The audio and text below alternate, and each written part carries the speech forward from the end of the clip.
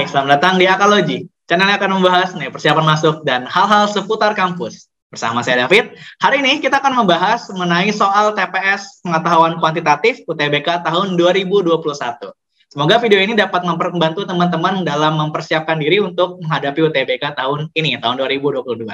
Sebelum nonton, bisa tolong untuk subscribe channel YouTube kita, serta nyalakan notifikasinya supaya tidak ketinggalan video-video terbaru yang akan kita upload setiap minggunya.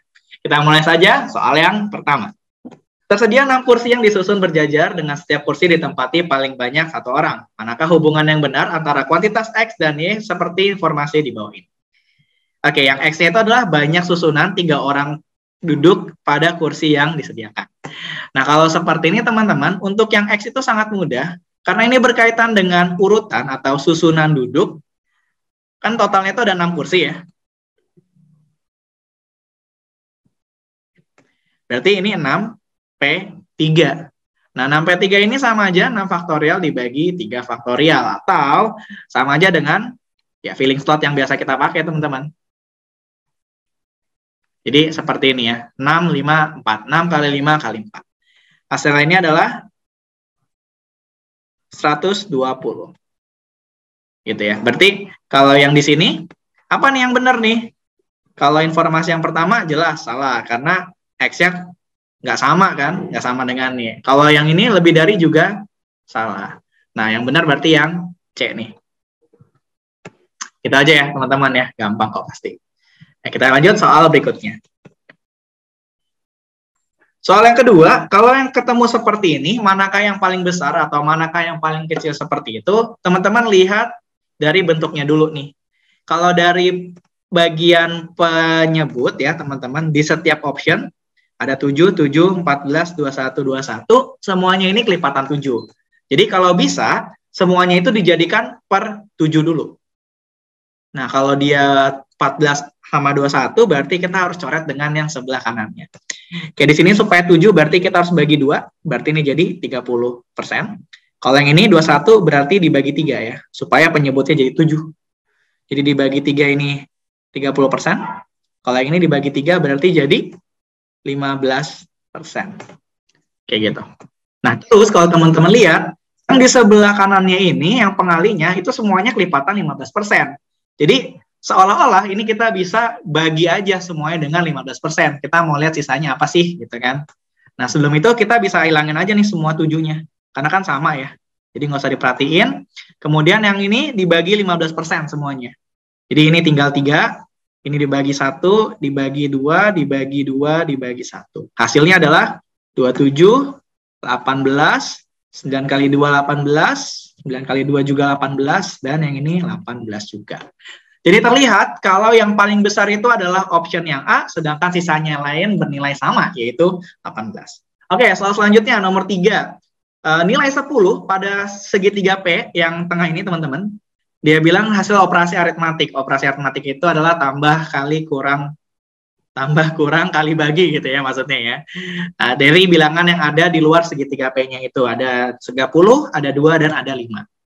Nah, kalau dengan menggunakan pola yang sama ya, maka nilai yang di tengah untuk yang segitiga Q-nya itu berapa sih? Ya, dia nanya seperti itu. Oke, pertama kita harus selesaikan dulu nih yang di sebelah kirinya dulu. Kira-kira gimana ya supaya dapetin 10? Caranya itu adalah 30 dibagi 2, hasilnya kan 15. Kemudian 15-nya itu dikurangin dengan 5 ya, hasilnya adalah 10. Berarti dengan pola yang serupa, yaitu dibagi gitu ya. 45 dibagi 3 kan hasilnya 15. Nanti 15-nya dikurangin sama 9. Maka hasilnya adalah 6. Jawabannya yang A. Soal selanjutnya nomor 4 ya. Pada bangun di atas, AE ini, garis AE ya, kalau ada strip di atas itu, berpotongan dengan BD di titik C. Maka berapakah nilai dari X min Y? X min Y ini adalah sudut-sudut yang teman-teman bisa lihat seperti pada gambar. Nah, ini analisis kecukupan data gitu ya. Jadi cara ngerjainnya kita coba dulu pernyataan 1 sendiri. Kalau misalkan udah ketemu keputusannya, baru nyoba pernyataan 2 sendiri juga. Oke. Kita akan coba pernyataan yang pertama dulu, teman-teman. AB sama dengan BC sama dengan AC. Itu artinya apa? Artinya segitiga ini sama sisi. Yang mana kita tahu kalau sama sisi masing-masing sudutnya itu adalah 60 derajat, which is si X-nya juga 60. Nah, di sini juga 60, karena ini bertolak belakang, maka apa nih artinya? Kalau bertolak belakang berarti sudutnya sama. Berarti di sini Y-nya juga 60 derajat, teman-teman. Berarti kalau dari pernyataan 1, X sama dengan 60, dan Y-nya juga 60 gitu kan. Sehingga X min Y-nya sama dengan 0, yang berarti ketika kita sudah ketemu jawabannya, artinya pernyataan 1 saja sudah cukup. Seperti itu. Nah, kita coba sekarang pernyataan yang kedua. Ini kakak akan hapus coret-coretannya ya, biar nggak ngeganggu. Ya, kalau di pernyataan kedua gitu teman-teman, yang dikasih tahu itu adalah DE sama dengan EC sama dengan DC, yang berarti segitiga yang sini yang sama sisi. Nah, artinya 60 juga gitu ya. Di sini kita dapat Y-nya 60. Nah, di sini berarti juga dapat 60 derajat. Nah, masalahnya, apakah segitiga ABC ini sama sisi? Nah, di sini nggak ada jaminannya teman-teman. Gitu ya. Jadi informasinya itu sepertinya kurang. Akibatnya pernyataan nomor 2 saja itu tidak cukup. Gitu. Yang berarti kalau 1 saja cukup tapi 2 saja tidak cukup, maka jawabannya yang alfa, yang A gitu ya. Oke, soal terakhir di pembahasan kita di part 1 kali ini, kita coba lihat. Untuk membuat satu cangkir kopi, diperlukan kopi 3 sendok dan creamer 2 sendok.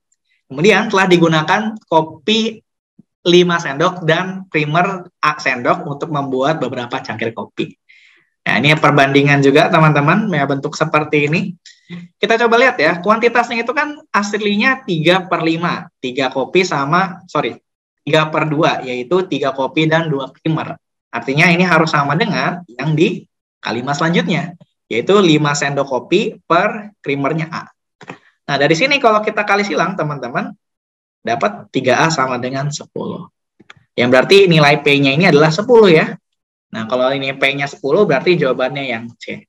Nah, kalau teman-teman lihat soal kuantitatif itu sebenarnya agak bisa dibilang gampang, tapi nggak semuanya itu melulu harus yang seperti ini, teman-teman. Karena di soal yang contohnya ya, analisa kecukupan data, nah yang kayak gini, ini cukup lumayan sebenarnya mikirnya ya. Jadi bisa dimanfaatkanlah soal-soal yang cukup simple caranya dengan cepat ngerjain. Oke, kira-kira gitu aja teman-teman untuk video kali ini. Jangan lupa kalau suka dengan video ini bisa tekan tombol like-nya serta share video ini ke teman-teman kalian sama pejuang UTBK 2020. Sekian untuk video kali ini. Kalau ada pertanyaan bisa tulis di kolom komentar di bawah ini. Sampai jumpa di video selanjutnya. Dadah.